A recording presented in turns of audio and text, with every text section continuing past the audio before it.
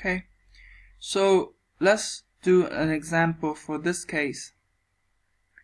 I have y equal to 3x divided by 4x plus 2.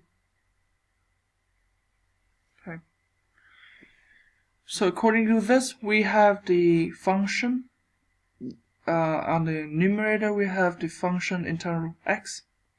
And in the denominator, we have another function of interval x. So for the domain of this,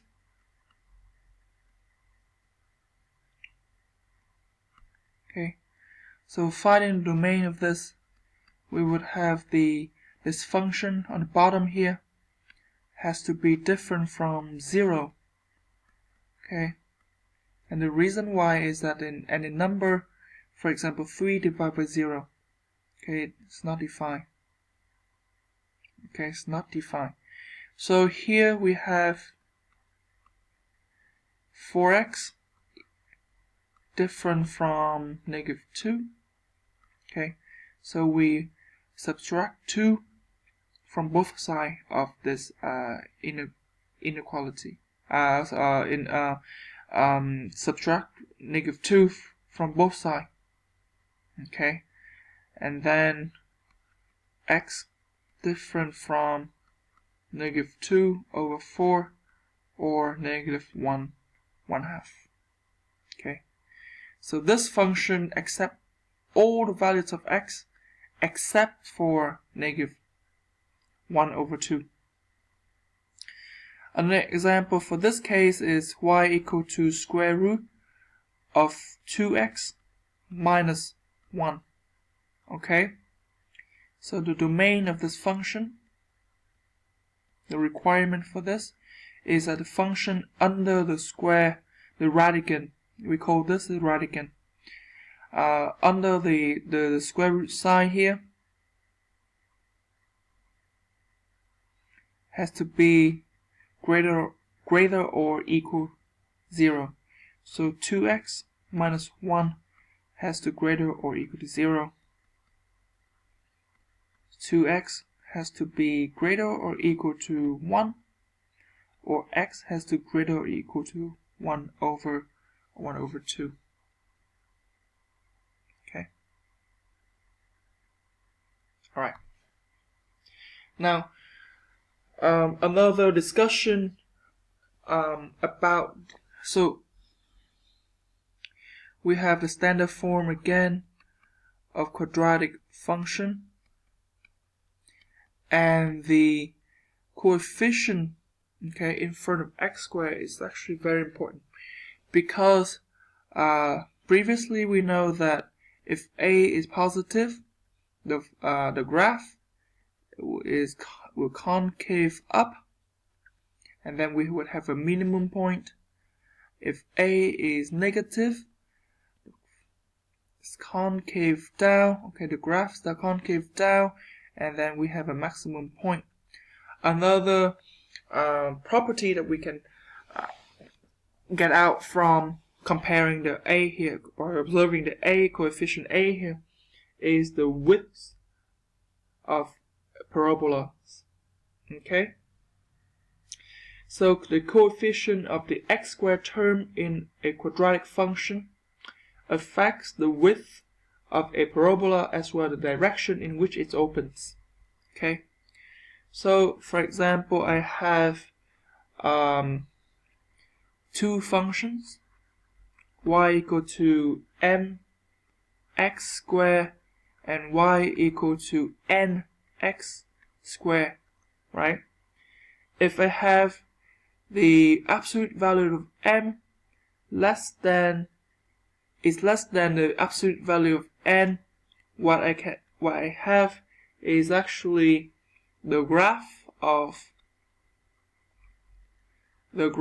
y equal to mx squared is wider than the graph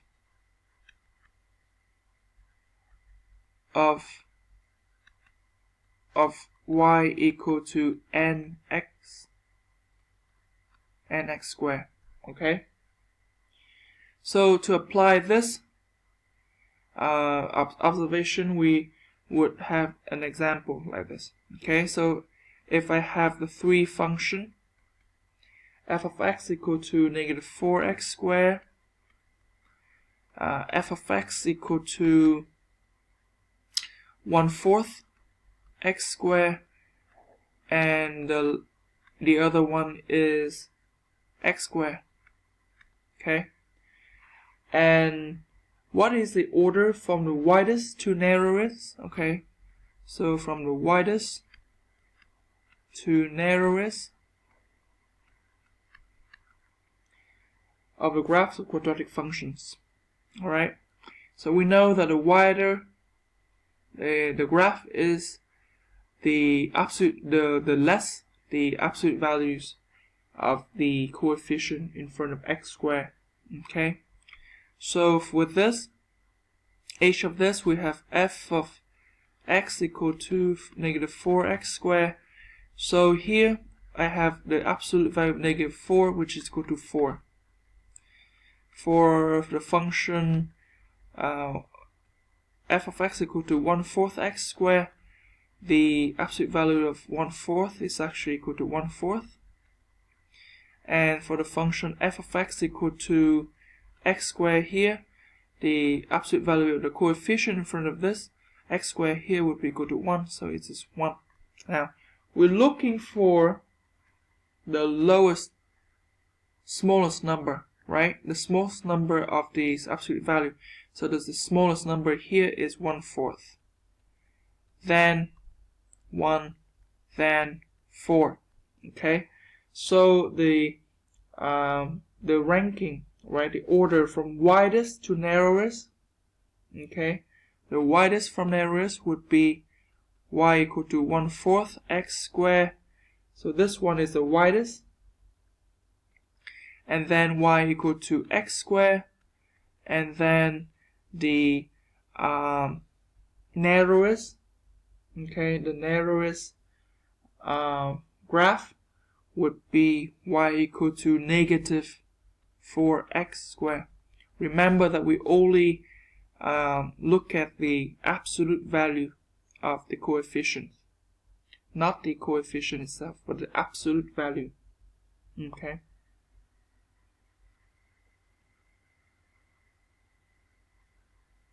Alright.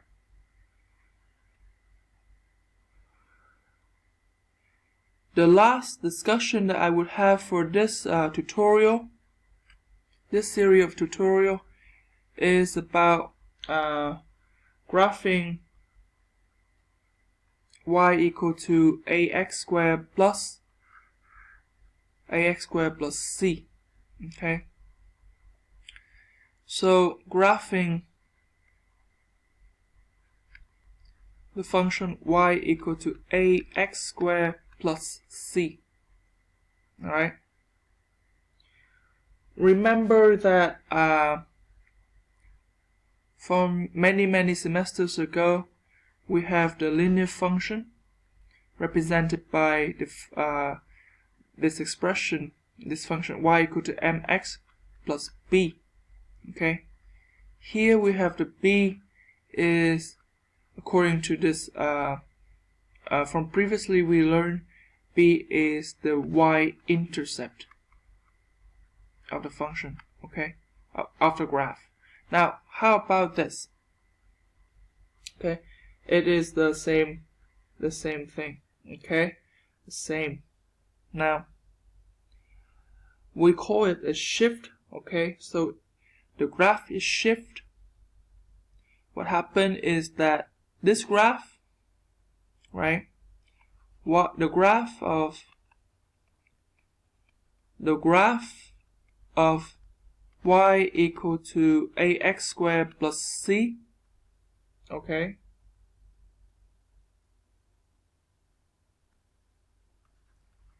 has the same shape, right? It has the same shape as the graph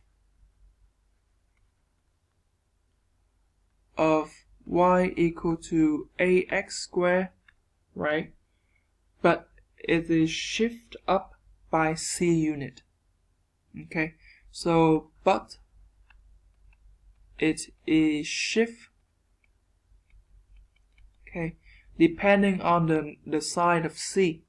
So it's shift either a shift up or down by c unit. Okay, by c unit. What does it mean by this? So let's consider an example. Now I have the function y equal to 2x squared plus 3. Okay, and how is it different? Now let's do a quick graph here by drawing a table of values.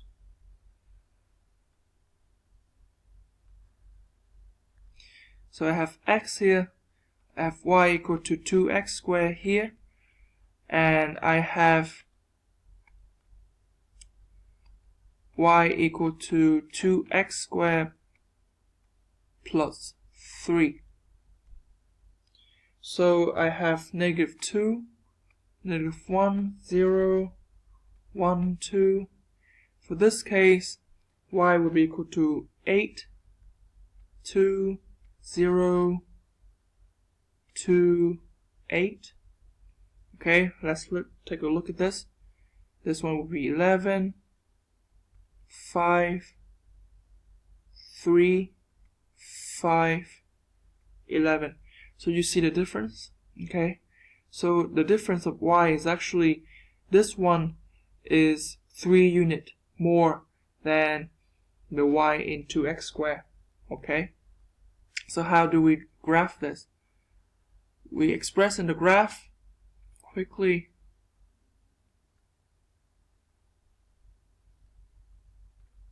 Let's graph the first function, y equal to 2x squared. We would know that because b equal to 0, so 0, 0, 0 here would be the vertex. That's also the minimum point. Okay, and then I have 1 and 2. Okay, so let's say 1 here, 2 here, and I have, let's say, 2, 4, 8. Okay, so I have 1,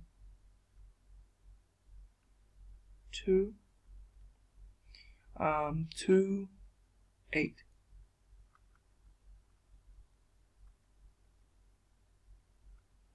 Okay, and because of the symmetry around the x-axis, we have this, and then I have -2 here.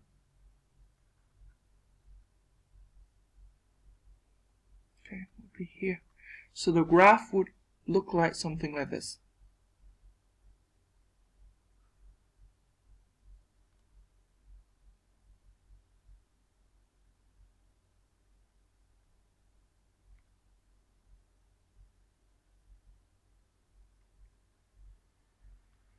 Okay, something like this. Alright, now let's graph the second function. Okay, so I have 1, 5. Ooh. So let's say 2.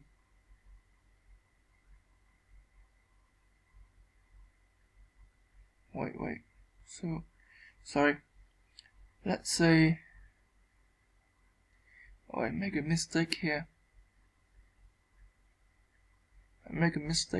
Let's erase this, and I will graph the function again through the next video. Okay, so this is not correct. Sorry.